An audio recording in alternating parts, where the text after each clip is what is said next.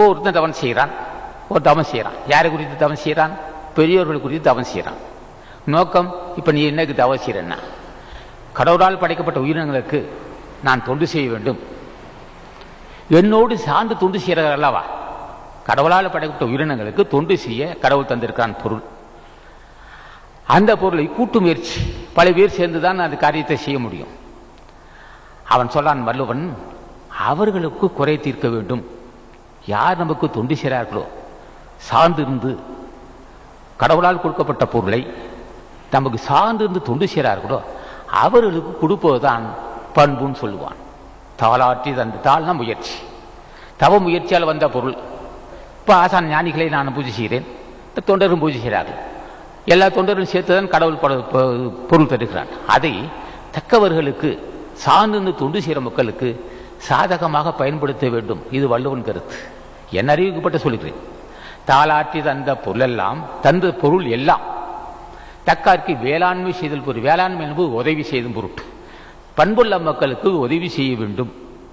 அவர்கள் நல்லபடி இருந்தால்தான் அறப்பணி செய்ய முடியும், இல்லைன்றால் செய்ய முடியாது. பண்புள்ள மக்களுக்கு துன்பத்தை தீர்க்க வேண்டும். அதை ஆசானாட்சியால் செய்ய இந்த சங்கம் நன்றி உணர்வுள்ள சங்கம். ஆரம்ப காலத்திலிருந்து யாரார் நமக்கு தொண்டு செய்தார்களோ அவர்கள் மீது கவனமாக இருப்பேன். நான் மட்டும் இல்லை, இந்த துறை அப்படிதான் இருப்பேன். ஞானிகள் இருப்பார்கள். யாரார் இந்த சங்கத்தை தொண்டு செய்கிறார்களோ, இந்த சங்கம் ஆசான் அகத்தீசனுக்கு தொண்டு செய்து வருகிறது. ஆசான் அகத்தீசன் ஏன் தொண்டு செய்யணும்? தத்துவ மக்களுக்கு சிறிது வழிபாட்டில் ஈடுபட்டு தடுமாறுகின்ற மக்களுக்கு வழிகாட்டுறார். அகத்தீசனுக்கு தொண்டு செய்கிறோம்.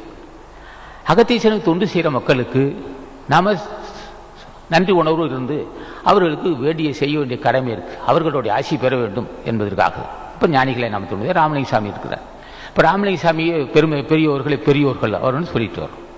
ஏன் அவங்களாம் பெரியவங்க, அவங்கள பூஜை செய்ய வைக்கணும், சமுதாயத்தில் சொல்லணும். அப்போ ஞானிகளுக்கு சொன்னால் அதே சமயத்தில் தன்னை சார்ந்த மக்களுக்கும் சாதகமாக இருக்க வேண்டும் என்பது வள்ளுவன் கருத்து. இந்த சங்கத்தோட நோக்கம் என்ன? இந்த சங்கத்தை யார் வேணாலும் வரலாம், சாப்பிடலாம், தடையில்லை. இந்த ஜாதி அந்த ஜாதின்னு இல்லை, எல்லாருக்கும் பயன்படும் இந்த சங்கம். அந்த சங்கம், இந்த பண்பு யார் தந்தது? ஆசான் வள்ளுவன் தந்திருக்கிறான், திருமலை தேவன் கொடுத்திருக்கிறார். இந்த சங்கம் எல்லா மக்களுக்கும் பயன்படும். அவன் வள்ளுவன் இன்னொரு இடத்த சொல்லுவான், ஊருணி நீர் நிறைந்தற்றே. அவனா ஊருணி நீர் நிறைந்தற்று, அது பண்பு சொல்லுவான். ஒரு பொது கேணி, ஒரு 200-300 அடிக்கு பெரிய கேணி விட்டுறான். அது தண்ணி, இது மழை காலத்தை தண்ணி தேங்கும், மழையில காலத்தை ஊட்டு நீர் வரும். ஊருணி நீர் நிறைந்தற்றுன்னா பெரும் மழை பெய்யுதா, நல்ல மழை பெய்யுதா, தண்ணி அந்த கேணியில் அந்த குளத்தில் ஊறும். பொது குளத்துன்னு சொல்லலாம், அப்படின்னு சொல்லலாம். பொது குளத்து ஊறிய நீர் போன்று. பொது குளத்து ஊறிய நீர் ஒரு தனிநபருக்கு சொந்தம் இல்லை. தனி கேணி என்பது தனிநபருக்கு சொந்தமாக இருக்கலாம். பொது குளத்துக்கு ஊறிய நீர் இது எல்லோருக்கும் பயன்படுவது போல் உயர்ந்த பண்புள்ள மக்கள், இந்த சங்கத்தை சேர்ந்தவர்கள் உயர்ந்த பண்புள்ள மக்கள். ஊரு நீர் நிறைந்தற்றே உலகவாம் பேரறிவாளன் திருநா. இந்த இங்கே வந்துள்ள செல்வம் பொது குளத்து ஊறிய நீர் போன்று எல்லோருக்கும் பயன்படும் சொல்றான். இப்ப இதுக்கு இந்த அறிவு எப்போ வரும்? நமக்கு வந்த பொருளை நாமே நம்ம இறுக்கி பிடித்துக் கொள்ள வேண்டும் நினைப்பு இருக்காது. இந்த தொழில் வருகின்ற மக்கள் யாருக்கும் இருக்காது. பொருளாதாரத்திற்கு மயங்க மாட்டார்கள். ஏன்னா கடவுள் நீர் கொடுத்தா நாளைக்கு கொடுப்பாங்க நம்பிக்கை இருக்கும். பொது குளத்து ஊறிய நீர் போன்று எல்லோருக்கும் பயன்படக்கூட வேண்டும் வள்ளுவன் விரும்புகிறான். பொது குளத்து ஊறிய நீர் யாருக்கு யார் வேணாலும் அந்த குளத்தில், இந்த துறையூர் தெப்ப குளம் இருக்கு, அது நிரப்பப்பட்ட தண்ணீர் யார் வேணாலும் பயன்படுத்தலாம், கட்டுப்பாடு இல்லை. அது போன்று இருக்க வேண்டும். ஒப்பரவாளனுடைய பண்பு அப்படி இருக்க வேண்டும் சொல்லலாம். இன்னொரு இடத்த சொல்லுவான், மருந்தாகி தப்பா மரத்தற்றார் செல்லும் பெருந்தகையான் கண்படினா. இந்த சங்கத்தை சேர்ந்த பெருந்தகையா, பெருமை உள்ள மக்கள் இந்த சங்கத்தை சேர்ந்தவர்கள்.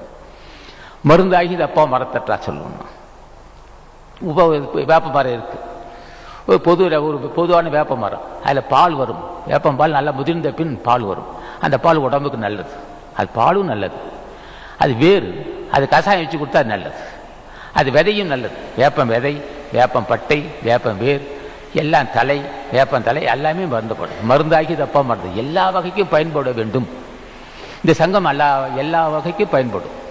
மருத்துவம் செய்யும், திருமணம் செய்து வைக்கும், கண் சிகிச்சை முகாம் நடத்தும், ஆடை இல்லாதவருக்கு ஆடை தரும், பசித்தவர்களுக்கு சோறு போடும், தாம் அறிந்த உண்மை சொல்லும். 4 வகையிலும் இந்த சங்கம் தொண்டு செய்யும். மருந்தாகிதப்பா மரத்தட்டா செல்வம் பெருந்தகையான் கண்படி. பெருமைக்குள்ளே மக்களுக்கு பொருள் சேர்ந்தால் அது எல்லா மக்களுக்கும் பயன்படும். குறிப்பிட்டது மட்டுமே எல்லாம் செய்யும். இன்னும் வருங்காலத்தின் சங்கம் ஏதோ செய்ய காத்துட்டு, அப்படி ஒரு சங்கம் இந்த சங்கம் இப்படி இருக்க வேண்டும். இந்த அறிவு திருவள்ளுவர் துணை இல்லாமல் வர. இப்போ பொது நோக்கு இல்லாதவனுடைய இயல்பு எப்படி இருக்குன்னு கேட்டான். சரி, இது பண்பு வந்தால் மனிதன் தோன்றினால் ஒரு மரமாவது வைக்க வேண்டும். இது திருமலர் சொல்வார். அட நீ அன்னதானம் செய்யறதுக்கு தர்ம சத்திரம் வைக்கிறதுக்கு ஏதாவது செய்யுது, ஒரு மரமாவது வைத்து, ஒரு பயனுள்ள மரம் வேண்டாம், ஒரு மாமரமோ ஒரு ஏதோ ஒரு மரம் வைத்தா அதில் பல குருவினங்கள் பறவைனங்கள் வந்து உட்காரும். 10 பேர் நிழலில் உட்காருவோம். ஒரு ஆலமரம், ஒரு அரச மரம் வைத்தா, ஒரு நாவல் மரம் வைத்தா அதில் பழம் பழுக்கும். அதில் மரத்துக்கட்டில் ஒரு 4 ஆடு மாடாவது கால்நடையாவது பழுக்கும். சில பறவைனங்களாக இருக்கும். ஒரு மரமாவது வச்சுட்டு போகணும். அவ்வளோ பெரிய பண்புன்னு சொல்லி திருமூலர் சொல்லுவார். மனிதனாக பிறந்தா ஒரு மரம் வைக்கணும், மரம் வச்சு அது வளரணும், வளர்ந்தால் நாட்டுக்கு பயன்படும்னு சொல்லுவோம். ஆக இப்படி மனிதனுக்கு தான் இந்த பண்பு, எந்த ஜீவராசிக்கும் கிடையாது. இப்போ தென்னம்பிள்ளை இருக்குது. தென்னம்பிள்ளை என்ன செய்யும், தண்ணி கொடுத்துருவான், அதில் பிறகு தேங்காய் கொடுக்கும். அதுக்கு தான் அது வேலை. ஆக மனித நாட்டை உணவு செய்ய முடியாதல்லவா. ஆக இதெல்லாம் வள்ளுவன் பெரியவங்க கருத்து. ஆகவே மனிதனாக பிறந்தவர்களுக்கு தியானம் செய்து பழக வேண்டும். யாரை தியானம் செய்ய வேண்டும்? ஒப்பரவாளன், சமநோக்கு உள்ளவன். வித்தியாசம் இன்னார் பாகுபாடு இல்லாத சமநோக்கு உள்ளவனுக்கு, சமநோக்கு உள்ள ஆசானை பூஜை செய்தால்தான் ஒருவனுக்கு குறுகிய எண்ணம் தீரும். பெருந்தன்மை